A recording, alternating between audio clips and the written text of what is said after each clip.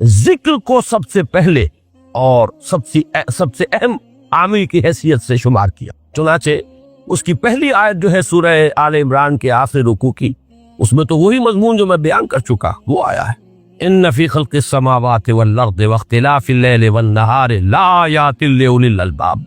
यकीनन आसमान और जमीन की तख्लीक में और दिन और रात के उलट फेर में निशानियां हैं होशमंदों के। इनके जरिए से इंसानी शऊर के अंदर वो मारिफत रब उजागर होगी। वो पहला मरहला उसने तय कर लिया, वो डोरमेंट मारिफत अब एक्टिवेट हो गई।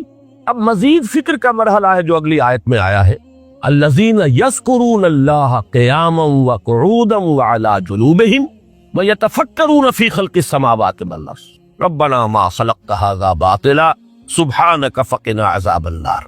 यानी तफक्कुर जो है, व यतफ़क्करून फ़ी ख़ल्क़िस समावाति वल अर्ज़, वो तफक्कुर करते हैं, गौर व फिक्र करते हैं आसमान और जमीन की तख्लीक में, लेकिन उस तफक्कुर के साथ लाज़िमन जिक्र और जिक्र मदाम, जिक्र भी वो कि जो मुस्तकिल हो, हर हालत में हो।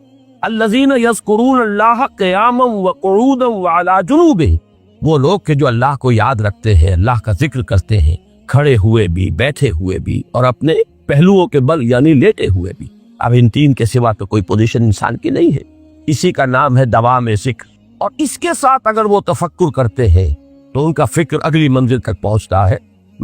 तो पहली शय थी फिक्र इंसानी की सही रुख पर मजीद पेशकदमी और पेशरफ्त, और उसके लिए लाजिम है जिक्र और फिक्र का इल्तिजाज। दूसरी चीज को लीजिए अमल की दुरुस्ती। इस अमल की दुरुस्ती के लिए अल्लाह ताला के साथ एक गहरे ताल्लुक हो, इसलिए कि सब्र की बहस में ये मज़ामीन शायद आपके सामने आ गए हो कि सब्र, जहां मुसीबत पर सब्र होता है, तकलीफ पर सब्र होता है, अल्लाह के अहकाम पर जमना ये भी सब्र है, नफ्स की ख्वाहिशात की बाग को थाम कर रखना, खींच कर रखना ये भी सब्र है, और इस्तिकामत किसी शय पर कायम रहना ये भी सब्र।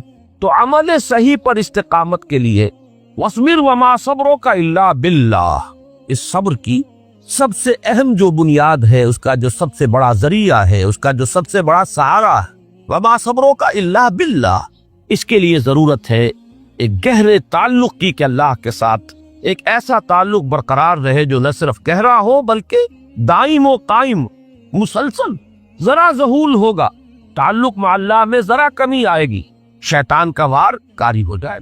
इसी को हुजूर ने हदीस में यूं ताबीर किया है तमसीलन कि जो दिल अल्लाह की याद से गाफिल है उस पर, फारसी का वो मकूला भी है कि खाना खाली रा देव में गिरत, घर खाली रहे तो जिन्नात उस पर देव जो है आकर कब्जा जमा लेते हैं। तो खाना कल्ब जो है अगर याद खुदाबंदी से खाली हो गया तो शैतान इब्लीस लईन अपनी थूथनी टिका देता है। ये लफ्ज़ आता है सूअर के मुंह के लिए थूथनी, जिस तरह उसका निकला हुआ सा मुंह होता है आगे, तो ये लफ्ज़ इस्तेमाल किया गया कि वो अपनी थूथनी इंसान के दिल पर जमा कर और फूके मारनी शुरू कर देता। तो शैतान को मौका ही तब मिलता है जब इंसान के ताल्लुक में अल्लाह के अंदर कमी हो, वो खाना बिल्कुल खाली हो गया हो या इतना ज़ईफ हो गया हो कि कल अदम हो जाए, गोया कि नहीं। तीसरी चीज की तरफ आइए, रूहानी तरक्की। रूहानी तरक्की के लिए मैं एक इस्तिलाह के सामने ला रहा हूं, उससे मुराद क्या है? रूहानी तरक्की के लिए हमारी दीनी इस्तिलाह है तक़र्रुब इलल्लाह, अल्लाह से करीब तर होते चले जाना। इस पर मेरा किताबचा भी है। तक़र्रुब इलल्लाह के दो मदारिज, दो दर्जे, जो दर हकीकत एक हदीस नबवी अलैहिस्सलातु वस्सलाम ही पर मबनी है कि हुजूर ने एक दर्जा करार दिया है तक़र्रुब बिल फ़राइज़, फ़राइज़ के जरिए से इंसान अल्लाह के का कुर्ब हासिल।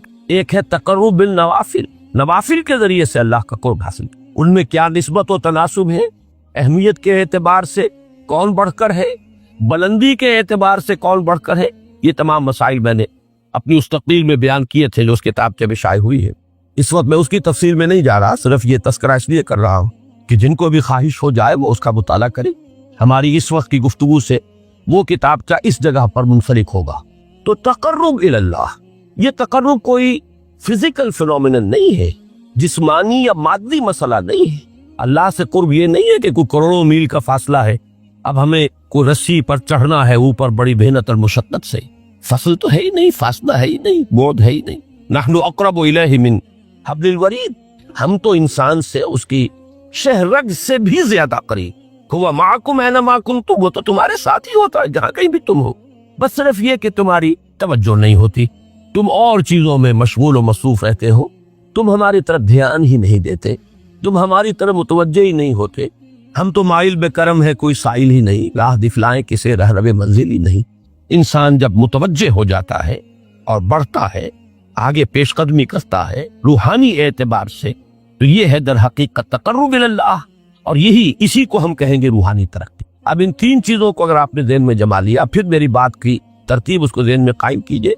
हम चले कहां से कि दीन के साथ असल मुनासबत फलसफे की नहीं, हिकमत की। नंबर 2, हिकमत कुरानी का पहला और अहम तरीन और बुनियादी मसला मारिफत रब का हुसूल, इसका नतीजा शुक्र खुदा नहीं, उसका जरिया आयात आफाकी, आयात अनफुसी, और सबसे बढ़कर आयात कुरानिया जो अज़्ज़िक्र, जो तज़किरा है, जो जिक्रा है। लेकिन इस पहले मरहले को अगर कोई इंसान बफज़्ल ही ताला, अल्लाह के फजल करम से तय कर ले, अब उसके सामने तीन मसले हैं। फिक्र की मजीद पेशरफ्त, मजीद पेशकदमी सही रुख पर, उसके लिए जिक्र और फिक्र दोनों का इम्तिजाज ला। फ़क्र कुरान इख्तिलात जिक्र व फिक्र, अल्लज़ीना यज़कुरून अल्लाह क़ियामन व क़ुऊदन व अला जुनूबिहिम व यतफ़क्करून फ़ी ख़ल्क़िस समावाति वल अर्ज़। दूसरी शय अमल का दुरुस्त रहना, न इफ़रात व तफ़रीत हो, अदम तवाज़ुन हो, न इंसान नफ्स से मगलूब हो जाए, न इंसान जज्बात की रौ में अंधा हो जाए, न इंसान माहौल से मरूब होकर मुतासर हो जाए, सही रुख पर उसका अमल। नंबर 3, रूहानी तरक्की, जो असल हासिल है, जो असल मकसूद है। नंबर 2 चीज के लिए ताल्लुक मा अल्लाह जरूरी, नंबर 3 के लिए तकर्रुब इल्लाह हो। अब गौर कीजिए, इन तीनों चीजों का बड़ा गहरा ताल्लुक है नमाज के साथ। इन तीनों के लिए सुतून की हैसियत नमाज को, लिहाजा ईमान के बाद या मारिफत रब के बाद हिकमत दीन का अहम तरीन मसला नमाज, सलात, इसलिए कि एक तरफ ये इंसान को अल्लाह के साथ एक गहरे ताल्लुक का जरिया फराहम करती, अपने तमाम मसरूफियात में से उन मशगूलियतों में जिनमें गुम होने का खदशा होता, निकलो। 24 घंटे के मामूलात में से कम 5 मरतबा तो लाजिमन निकलो और अपने आप को जरा, अपने हवास को भी, अपनी बातनी कैफियत को भी जरा ताज़ा करो। अगर कोई गंदगी, निजासत, किसी तरह की नापाकी का कोई मामला है, तहारत हासिल, तहारत से तुम्हारे अंदर रूह को भी बालिदगी होगी, तुम्हारे हवास भी ताज़ा होंगे, तुम गोया के बहसियत कुल तुम्हारी हस्ती चाकू चौबंद हो जाए। वो कसल, वो सुस्तियाँ, वो जो एक कसाफतें होती हैं, उन सब से निजात हासिल करो और अब अपने रब के हुजूर में खड़े हो जाओ। उसके साथ अपना अहद भी ताज़ा करो, उसकी अहम सिफात को भी अपने जहन में फिर मुस्ताज़र करो। यही वजह है, देखिए मैंने जो आयत आपको शुरू में सुनाई थी, सूरह लुकमान की 2 आयतें, पहली आयत में उसका तर्जुमा कर चुका, दूसरी आयत वलक़द वइस क़ाल लुक़मान लिब्निही व हुवा यइज़ुहु या बुनय्या ला तुश्रिक बिल्लाह इन्न शिर्क लज़ुल्मुन अज़ीम। उसके बाद दरमियान में कुछ मज़मून आकर फिर वो आया मुबारक आई, या बुनय्या अक़िमिस सलाह वअमुर बिल मारूफ वन्हा अनिल मुनकर वस्बिर अला मा असाबक।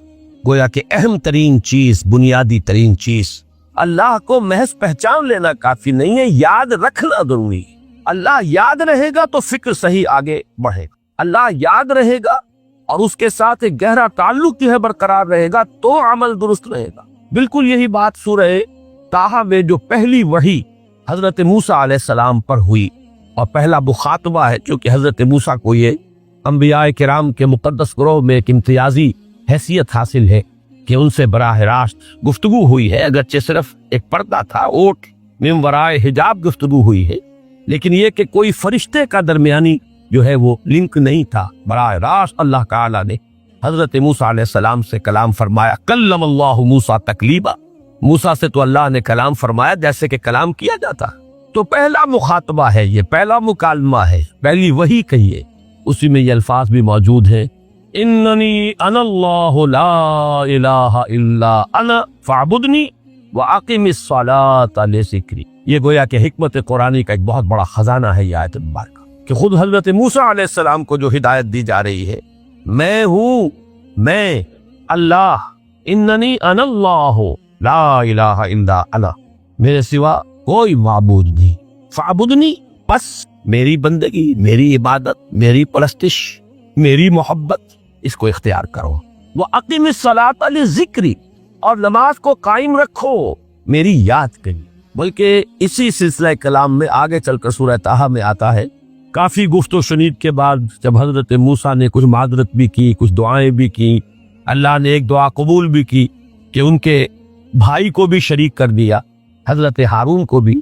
اس کے بعد پھر جب فرمایا کہ اب جاؤ فرعون کی طرف، تو اس میں فرمایا وَلَا تَنِیَا فِی ذِکْرِی، اور دیکھنا یہ جو عظیم مشن تمہارے کندھے پر آ گیا ہے، بڑا بھاری اور کٹھن ایک فرض ہے جو تم پر عائد ہو گیا ہے، اس کے لیے سب سے بڑی تمہارے پاس جو قوت کا ذریعہ ہے وہ نماز۔ فَلَا تَنِیَا عَنْ ذِکْرِی، میری یاد میں کبھی غفلت نہ کرنا، اس میں کبھی کوئی کمی نہ آنے دینا۔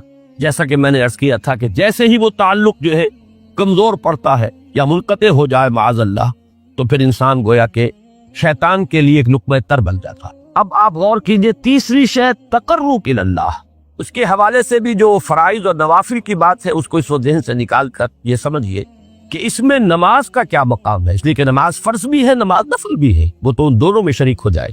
اب اس کو لفظ صلاۃ کے حوالے سے آپ ان دونوں چیزوں کو سمجھیے۔ صاد لام واو یا یہ چونکہ حروف علت ایک دوسرے سے بدلتے رہتے ہیں، یہ جو مادہ ہے اس کی جو خالص لغوی اصل ہے، جو خالص عربی زبان میں اس کا بنیادی مفہوم ہے، وہ آگ جلانا یا آگ تاپنا یا آگ سینکنا، حرارت حاصل کرنا۔ لہذا بار بار آتا ہے جہنم کے ذکر میں، اسلوہا، اب جلو اس میں، تاپو اس کو، یہ سینکے گی تمہیں۔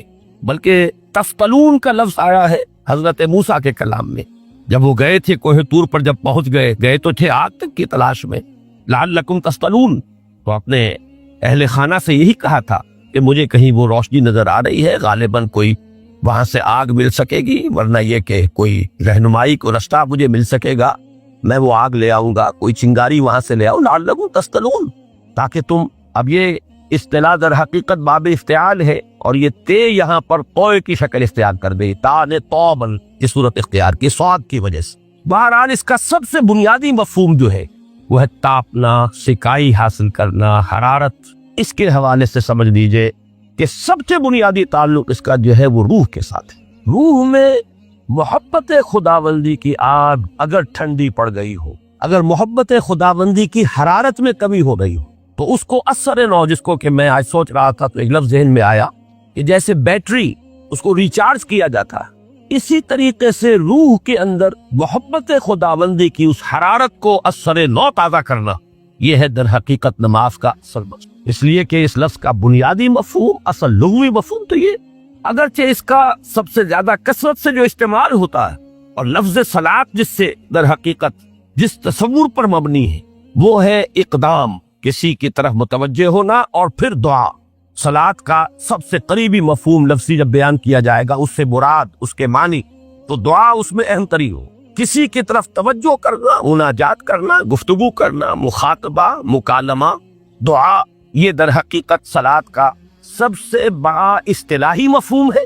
لیکن جو اس کا مادہ ہے صاد لام واو یا صاد لام یا، اس کا اصل مفہوم جو ہے وہ تاپنا، حرارت حاصل کرنا۔ تو ان دونوں کے حوالے سے عرض کر رہا، وہ تاپنا اور حرارت حاصل کرنا وہ ہے روح کے اعتبار سے۔ وہ جو کہا اقبال نے کہ بجھی عشق کی آگ اندھیر ہے، مسلمان نہیں راہ کا ڈھیر۔ یہ عشق کی آگ جب بجھ جاتی، در حقیقت یہی تو انسان کی روحانی موت ہے۔ یہ اب یہ نہ رہے تو چاہے منطق میں بہت انسان ماہر ہو، مجھے اقبال کا شعر یاد آیا تقابل کرتے ہوئے، ایک انسان محکوم اور ایک انسان حر، آزاد انسان، ان کی نفسیات میں جو بنیادی فرق علامہ اقبال نے مختلف مواقع پر بیان کیے ہیں۔ محکوم ہے بیگانہ اخلاص و مروت، ہر چند کے منطق کی دلیلوں میں ہے چالاک۔ تو منطق کی دلیلوں میں انسان چالاک ہو جائے اور وہ لغت ہائے حجازی کا وہ ایک خزانہ بن جائے، اسے تمام الفاظ کے معنی یاد ہو، وہ بڑے مسائل فقہ کے اسے ازبر ہو، جزیات، بے انتہا جزیات جو ہے وہ مستحضر ہو، فلسفے کے بڑے بڑے مسئلے اس نے حل کر لیے ہوں، لیکن اگر روح میں وہ اللہ کی محبت کی آگ نہیں ہے، وہ تپش نہیں، بجھی عشق کی آگ اندھیر ہے، مسلمان نہیں راہ کا ڈھیر۔ اسی کے حوالے سے آج مجھے یاد آیا تھا کہ وہ جو بڑی سادہ سی ایک نظم ہے اللہ تعالیٰ سے دعا یا رب دل مسلم کو وہ زندہ تمنا دے، اس میں بھی جو الفاظ آئے جو روح کو گرما دے اور قلب کو تڑا، یہ ہے اصل جو مقصود ہے نماز کا۔ اور یہی وہ چیزیں جیسا کہ میں نے عرض کیا تھا کہ نگاہوں سے اوجھل، یہ پہلو سامنے ہے ہی نہیں، دوسرا پہلو سامنے ہے اور وہ بھی میرے نزدیک بہت اہم ہے، بہت بنیادی ہے، اس میں کوئی شک نہیں، لیکن یہ ہے بلند ترین مقصد، یہ تقرب الی اللہ۔ اگر کوئی مسلمان اپنے کسی بھائی کی ضرورت پوری کرنے میں لگ رہا ہے، اپنا وقت صرف کر رہا ہے، اللہ اس کی ضرورت پوری کرنی شروع کر دے گا۔ بہت عمدہ مقام ہے، اللہ نے ہر چیز کے لیے ایک اندازہ مقرر کیا، کم اللہ کی مدد آئے گی یہ کہ اس نے طے کیا ہوتا ہے۔ You have to qualify, pre qualification condition, تب مدد آئے گی، یوں نہیں آتی مدد۔ اپنا سب کچھ لگا دو پھر کہو کہ اللہ میری 15 برس کی کمائی کل میدان میں نے وجود ڈالی، 15 برس دن کی اور رات کی کوششیں ہیں میری، صبح اور شام کی کوششیں ہیں میری، 15 برس وہ میدان میں نے لا کے ڈال دی۔ تب پکارو اللہ، اپنا مال بچا کے رکھنا ہے، اپنی مستقبل کو بھی بچانا ہے، اپنی اولاد کو بھی بچانا ہے، اور اللہ کا دین غالب ہو جائے، کہیں نام لکھا کے کسی جماعت میں شامل ہو کر بڑا تیر مار دی، گویا کہ اللہ تعالیٰ تو جانتا ہی نہیں۔ خود حضرت ابو بکر کا جو حال ہو گیا تھا کہ حضور اگر انہوں نے ذرا بھی دیکھ لیا، نیچے اپنے قدموں کی طرف نگاہ ڈالی تو ہم نظر آ جائیں گے، آپ نے فرمایا لا تحزن ان اللہ معنا، راستہ نکالتا اللہ۔ پھر حضور گئے طائف، لیکن وہاں سے خالی ہاتھ آئے، مدینے میں اللہ نے خود ہی کھڑکی کھول دی، 6 آدمی ایمان لے آئے، آپ گئے ہی نہیں اور وہاں انقلاب بھی آ گیا۔ عظیم، اس اعتبار سے اللہ مخرج پیدا کرتا ہے، تم صحیح طریقے پر چلتے رہو، تقوی اختیار کرو، صحیح راستے پر جد و جہد کرو، یہ کام اللہ پر چھوڑو، کب اسے منظور ہے اس کا کامیاب ہونا، جب ہوگا وہ راستہ ایسا کھولنے کا کہ تمہیں گمان بھی نہیں ہوگا۔ وَيَرْزُقْهُ مِنْ حَيْثُ لَا يَحْتَسِبُ، اور اسے رزق دے گا وہاں سے جہاں سے اسے گمان بھی نہیں ہوگا۔ اقامت دین کی جد و جہد ہو، غلبہ دین کی جد و جہد ہو، اپنے آپ کو اجن صلاتی و نسکی و محیایا و مماتی اس کا فیصلہ کرنا ہو، تو سب سے بڑی رکاوٹ آتی کھائیں گے کیا؟ تو اللہ تو کہتا ہے راضی میں ہوں، ہے ایمان اور یقین اس پر، کر کے دیکھو تو صحیح، اس پر اعتماد تو کرو، لیکن یہ کہ اس پر اعتماد کرنا توکل بڑی مشکل بات، وہ تو جتنا ایمان ہوگا اتنا ہی اعتماد ہوگا، اور گہرا ایمان ہوگا گہرا اعتماد ہوگا۔ وَمَن يَتَّقِ اللَّهَ يَجْعَل لَّهُ مَخْرَجًا وَيَرْزُقْهُ مِنْ حَيْثُ لَا يَحْتَسِبُ وَمَن يَتَوَكَّلْ عَلَى اللَّهِ فَهُوَ حَسْبُهُ، یہ تو ابھی تقویٰ والے کی بات ہے کہ وہ وہاں سے رزق دے گا جہاں سے اسے ملے گا بھی نہیں، اور جس نے اللہ پر توکل کر لیا تو وہ اس کے لیے بہت کافی ہو جائے گا۔ توکل کر کے تو دیکھو، حسبہ وہ اس کے لیے کافی ہے۔ یہاں تک فرمایا ہے حدیث میں من کان فی حاجت اخیہ کان اللہ فی حاجتہ، اگر کوئی مسلمان اپنے کسی بھائی کی ضرورت پوری کرنے میں لگ رہا ہے، اپنا وقت صرف کر رہا ہے، اللہ اس کی ضرورت پوری کرنی شروع کر دے۔ فکر ماں در کار ماں ہزار ماں، کار ساز ماں بے فکر کار ماں، یہ فارسی شاعری کے اندر یہ دینی حقائق ہیں۔ کار ساز ماں بے فکر کار ماں، میرا کارساز میرے کاموں کی فکر کر رہا ہے، میں نے اپنے آپ کو اس کے کام کے لیے لگا دیا۔ تو دنیا میں بھی ذرا سا بھی کوئی شریف انسان ہوگا، آپ اس کے ہو جائیں، وہ آپ کو چھوڑ دے گا؟ پھر کہیں شرافت ہو، مروت ہو اس میں۔ آپ اللہ کے بن کر تو دیکھیے، پھر وہ کارساز میں، کارساز ماں بے فکر کار ماں، فکر ماں در کار ماں آزار ماں، جب میں اپنے معاملات کی فکر سج کرتا ہوں، کوئی نہ کوئی ٹھوکر کھاتا ہوں، کوئی نہ کوئی غلطی کرتا ہوں، آزار اپنے سر کے اوپر پیدا کر لیتا ہوں، اپنے آپ کو حوالے کرو۔ اس کا نام ہے تفویض الامر الی اللہ، افوض امری الی اللہ ان اللہ بصیر بالعباد۔ اپنا مال بچا کے رکھنا ہے، اپنی مستقبل کو بھی بچانا ہے، اپنی اولاد کو بھی بچانا ہے، اور اللہ کا دین غالب ہو جائے، کہیں نام لکھا کے کسی جماعت میں شامل ہو کر بڑا تیر مار دی، گویا کہ اللہ تعالیٰ تو جانتا ہی نہیں کتنی کنٹریبیوشن ہے، کتنا اثار ہے، کتنی قربانی ہے، کتنا وقت ہے، کتنی محنت ہے، اللہ جانتا ہے۔ باقی اس نے ہر چیز کا ایک اندازہ مقرر کیا ہوا۔ اصل معجزہ کسے کہتے ہیں؟ جسے کوئی نبی چیلنج کے ساتھ پیش کرتا ہے کہ یہ ہے میری رسالت کا ثبوت، آؤ مقابلہ کر لو۔ حضرت موسیٰ علیہ السلام کے جو اصل معجزے تھے وہ 2 تھے، ایک عصا جس کا کہ مقابلہ کیا آپ کو معلوم ہے کہ فرعون نے تمام جو جادوگر تھے پورے مملکت کے انہیں جمع کیا اور مقابلہ کیا۔ تو جس چیز کو کہ پیش کیا جائے چیلنج کے ساتھ کہ آؤ تو مقابلہ کر لو، وہ اصل معجزہ ہوتا ہے اس نبی اور رسول۔ تو حضور صلی اللہ علیہ وسلم کا اصل معجزہ، یعنی معجزات، آپ یہ مغالطے میں مبتلا نہ ہو، میں بقیہ معجزات کی نفی نہیں کر رہا، یہ واقعات اپنی جگہ حق ہیں کہ حضور کو پتھر سلام کرتے تھے، حضور صلی اللہ علیہ وسلم جس کھجور کے تنے کے ساتھ ٹیک لگا کر خطبہ دیا کرتے تھے، جبکہ ابھی مسجد نبی میں ممبر نہیں بنا تھا، جب تعداد زیادہ ہو گئی مسلمانوں کی اور ضرورت محسوس ہوئی کہ ذرا بلند مقام پر کھڑے ہو کر آپ خطبہ ارشاد فرمائیں، تو پھر وہ ممبر بنا کر رکھا گیا۔ پہلے مرتبہ جب آپ ممبر پر چڑھ رہے تھے خطبہ دینے کے لیے، تو اس کھجور کے سوکھے تنے میں سے ایسی آواز آئی جیسے کوئی بچہ بلک بلک کر رو رہا ہو کہ وہ سعادت جو مجھے حاصل رہی تھی آج تک میں محروم ہو گیا. یہ انبیاء کا مقام ہے. مولانا روم نے اسی لیے کہا ہے کہ فلسفی کو منکر حنانہ است از ہوا سے انبیاء بیگانہ است. فلسفی اور عقلیت پرست انسان وہ تو حنانہ کا انکار کر دے گا، کیسے ممکن ہے سوکھا تنا اور اس کے اندر سے بچے کی طرح بلکنے کی آواز آئے. لیکن یہ اس لیے کہ وہ انبیاء کے خصوصی احوال جو ہے ان کو جانتا نہیں. اس قسم کے خرق عادت واقعات حضور کی زندگی میں بھی بے شمار ہوئے، لیکن حضور کا وہ معجزہ جس میں تحدی کے ساتھ چیلنج کے انداز میں کہا گیا کہ آؤ مقابلہ کر، وہ صرف اور صرف قرآن. چنانچہ آپ سورہ بنی اسرائیل میں دیکھیں گے قُلْ لَئِنِ اجْتَمَعَتِ الْإِنسُ وَالْجِنُّ عَلَىٰ أَن يَأْتُوا بِمِثْلِ هَٰذَا الْقُرْآنِ لَا يَأْتُونَ بِمِثْلِهِ وَلَوْ كَانَ بَعْضُهُمْ لِبَعْضٍ ظَهِيرًا. اے نبی چیلنج کر دیجئے، اگر تمام انسان اور تمام جن مل کر یہ چاہیں کہ اس قرآن جیسی کوئی تصنیف کر دیں تو چاہے وہ ایک دوسرے کا کتنی بھی اس میں مدد کریں اور تعاون کریں، وہ ہرگز قرآن جیسی کتاب تصنیف نہیں کر سکتے. اس سے آگے بڑھ کر یہ بات کہی گئی، اچھا پورا قرآن نہیں لا سکتے، اس قرآن کی طرح کی 10 صورتیں ہی تصنیف کر لو. جب اس کا بھی جواب نہیں دیا گیا تو جسے کہتے ہیں برسبیل تنزل، اور پنجابی میں کہتا ہے کہ برے کو گھر تک پہنچانا، وہ برے کو گھر تک پہنچانے کے لیے فرمایا ایک صورت ہی بنا لاؤ. یہ سورہ ہود میں اور سورہ یونس میں یہ مضمون آیا، اور پھر سورہ بقرہ میں ہجرت کے بعد جو پہلی صورت نازل ہوئی اس میں پھر اس کو دوہرا دیا گیا. وَإِن كُنتُمْ فِي رَيْبٍ مِّمَّا نَزَّلْنَا عَلَىٰ عَبْدِنَا فَأْتُوا بِسُورَةٍ مِّن مِّثْلِهِ وَادْعُوا شُهَدَاءَكُم مِّن دُونِ اللَّهِ إِن كُنتُمْ صَادِقِينَ.